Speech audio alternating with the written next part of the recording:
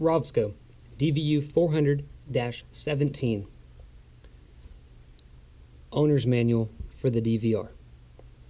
Upon powering up, it will run a systems check to make sure everything is working properly. It won't take but a moment. After the system check is complete, it will bring you immediately to the DVR's main screen, where you will have Diver 1, Diver 2, and the external video in. Within this window, to maximize or full screen any of the channels, you simply double-click. Double-click again to return to the main DVR screen. We're going to start off with the main menu.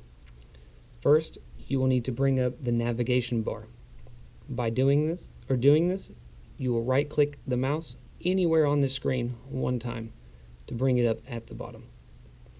This allows you control or access to the DVR's functions. In the bottom left of the navigational bar, you have the main menu. We're going to start with Setup and then Basic. In Basic, the only thing you would probably have to change is the video format. We will ship the unit to the format of cameras you use, but we understand the unit could travel and you could use other types of cameras.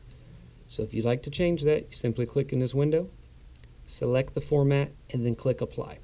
Once doing so, the unit will restart in that format and the camera will work properly. Within this same window, you have the Date and Time tab. This allows you to change the date and time of the system itself, which is displayed in every channel's recording. To exit, you simply click Exit or the X in the top right of the window. One more time on the Setup, and then it brings you back to the main menu. One more time again, and you're back to the DVR's main screen. To start and stop recordings, bring up the navigation bar and simply click the record button towards the bottom right. You will notice a green square appear in the channel's upper left-hand corner to indicate that the recording has started. To stop a recording, you simply do the same thing. Bring up the navigation bar and click the record once again. Notice the green square goes away to indicate recording has stopped. During a recording, you are able to take snapshots of live video feed. The snapshots are stored separately from the recordings, but they are easily accessed off the hard drive themselves. To take a snapshot, it is located to the left of the record button on the navigation bar.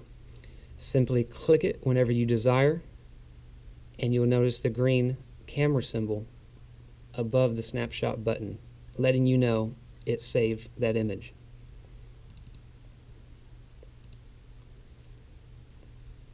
Next is going to be searching or viewing files previously stored onto the hard drive. Go back into the main menu and click Search.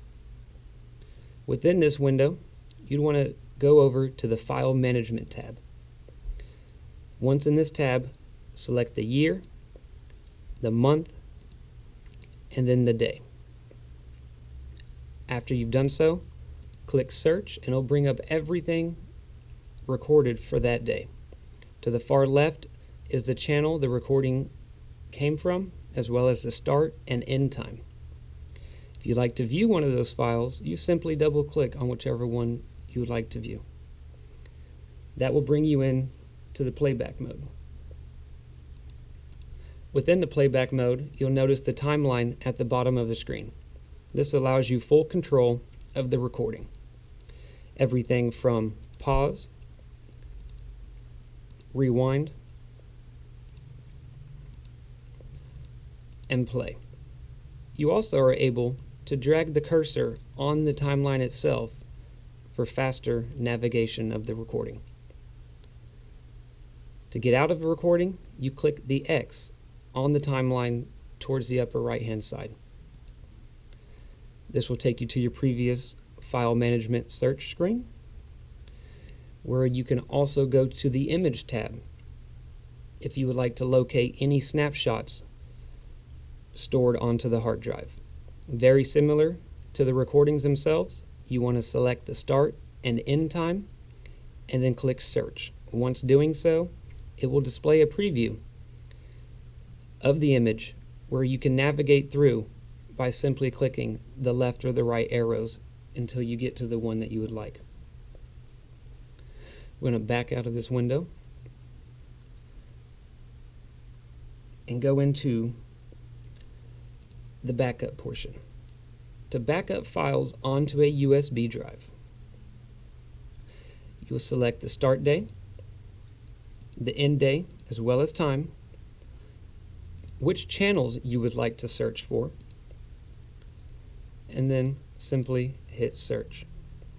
It will display everything within that time and date, and just like before, to the far left is the channel it came from, the start time, and then the end time.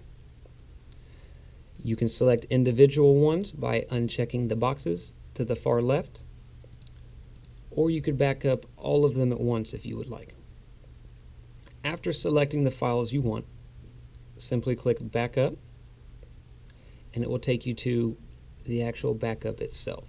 Here it is telling you the time frame, how many files, the size, where you're storing it, how much free space is on your storage, and then this is where you might want to change a few things. The DVR format itself is .irf. To play this back on a computer or a laptop, you will need the backup player.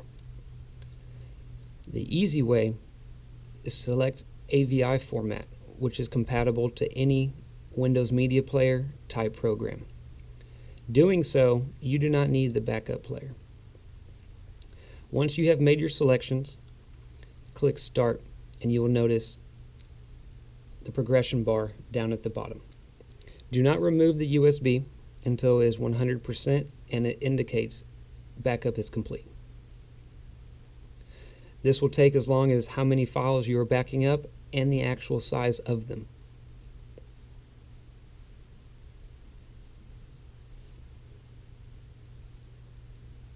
Once backup is complete, simply click OK, and then you may X out of that window, taking you back to the previous main menu screen.